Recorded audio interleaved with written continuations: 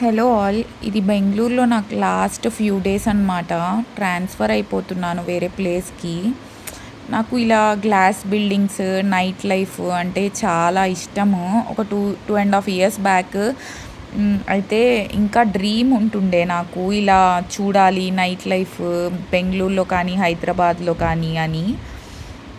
So it got fulfilled after coming to Bengaluru. Almost 2.5 years నుంచి ఇక్కడే అనమాట. So many memories. అప్పుడప్పుడు జిమ్కి వస్తుంటానన్నమాట, ఎప్పుడో మోటివేషన్ వచ్చినప్పుడల్లా.